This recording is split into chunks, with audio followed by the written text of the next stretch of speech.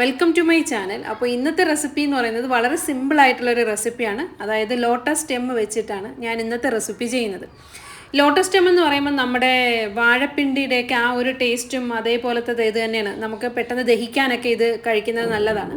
അപ്പോൾ ഇതിൻ്റെ സ്കിന്ന് നമുക്ക് ആദ്യം പൊട്ടറ്റോ നമ്മൾ പൊട്ടറ്റോയുടെ സ്കിൻ എടുക്കുന്നത് പോലെ നമുക്കിതിനെ പീൽ ചെയ്ത് മാറ്റുക. അതിനുശേഷം ഇതിനെ ചരിച്ച് കട്ട് ചെയ്യണം. ഇത് കട്ട് ചെയ്ത് കഴിയുമ്പോൾ ഇതിൻ്റെ ഉള്ളിലൊക്കെ നല്ല രീതിയിൽ മണ്ണുണ്ടാവാനുള്ള ചാൻസ് കൂടുതലാണ്. അപ്പോൾ നല്ലപോലെ ഇതിനെ വാഷ് ചെയ്തെടുക്കണം.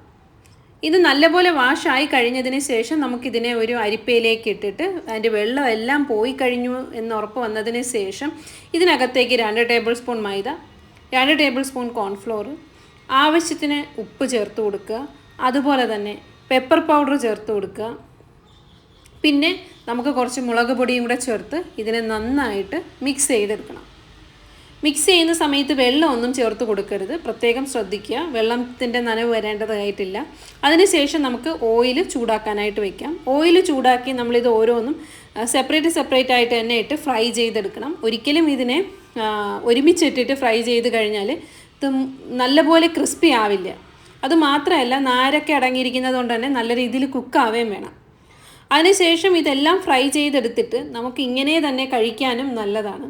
കുറച്ച് പെരി പൗഡറൊക്കെ ഉണ്ടെങ്കിൽ അതും കൂടെയൊക്കെ ആഡ് ചെയ്തിട്ട് അങ്ങനെ തന്നെ നമുക്കിതിനെ ഫ്രൈ ചെയ്തിട്ട് അതേപോലെ കഴിക്കാനും ഭയങ്കര ടേസ്റ്റി ഉള്ളൊരു സംഭവമാണ്.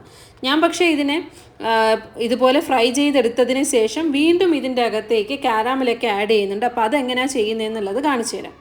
അപ്പോൾ അതിന് വേണ്ടിയിട്ട് ഞാൻ ഒണിയൻ കട്ട് ചെയ്തു. ചെറിയ പീസായിട്ട് ഞാൻ ഒണിയൻ, അതുപോലെ ഗാർലിക് കട്ട് ചെയ്തു. നമ്മൾ നേരത്തെ ചെയ്തിരുന്ന പാനിലേക്ക് വെച്ചിരുന്ന ഓയിലിൽ നിന്ന് കുറച്ച് ഓയിൽ എടുത്തതിന് ശേഷം അതേ പാത്രത്തിൽ തന്നെ ഞാൻ എള്ളും കൂടെ ചേർത്തിട്ട് 1 ടേബിൾ സ്പൂണോളം എള്ളും ചേർത്തിട്ട് വീണ്ടും ഒരു 5 മിനിറ്റ് ഒന്ന് വഴറ്റി കൊടുത്തു. അതിനുശേഷം ഇതിലേക്ക് ഞാൻ ഷെസ്വാൻ സോസ് ആഡ് ചെയ്തു. ഒരു 2 ടേബിൾ സ്പൂണിനടുത്ത് ഞാൻ ഷെസ്വാൻ സോസ് ചേർത്തു. ടൊമാറ്റോ കെച്ചപ്പ് ചേർത്താലും മതി, ഞാൻ ഷെസ്വാൻ സോസാണ് ഇപ്പോൾ ചേർത്തിരിക്കുന്നത്. അതിനുശേഷം കുറച്ച് ഉപ്പും കൂടെ ചേർക്കുക ആവശ്യത്തിന് വേണമെങ്കിൽ. പിന്നെ അതിലേക്ക് ആവശ്യത്തിന് വാട്ടർ ചേർക്കുക. അതിനുശേഷം കോൺഫ്ലോറും 1 table spoon cornflour 1 table spoon വെള്ളത്തിൽ മിക്സ് ചെയ്തിട്ട് അതും കൂടെ ചേർത്തിട്ട് നമ്മൾ നന്നായിട്ടൊന്ന് മിക്സ് ചെയ്തെടുക്കണം. ഇതെല്ലാം കഴിയുമ്പോൾ കുറച്ച് കാരാമൽ ആഡ് ചെയ്ത് കൊടുക്കുക. കാരാമലും കൂടെ ചേർത്തിട്ട് മിക്സ് ചെയ്ത് നമ്മൾ ആ ഫ്രൈ ചെയ്തിരിക്കുന്ന ഐറ്റം കൂടെ ചേർത്ത് മിക്സ് ചെയ്യണം. ആ സമയത്ത് പ്രത്യേകം പറയാം, കാരാമൽ വേണ്ടാന്നുണ്ടെങ്കിൽ നിങ്ങൾക്ക് ഹണി 1 ടേബിൾ സ്പൂൺ ചേർത്ത് കൊടുക്കാവുന്നതാണ്. ലാസ്റ്റ് ഈ ഒരു സ്റ്റേജിൽ ഹണി ചേർത്ത് കൊടുക്കാം. വളരെ ഈസി ആയിട്ട് ചെയ്യാൻ പറ്റുന്നതാണ്. നിങ്ങൾക്ക് റെസിപ്പി ഇഷ്ടമായിട്ടുണ്ടെന്നുണ്ടെങ്കിൽ എൻ്റെ പേജ് സബ്സ്ക്രൈബ് ചെയ്യണം.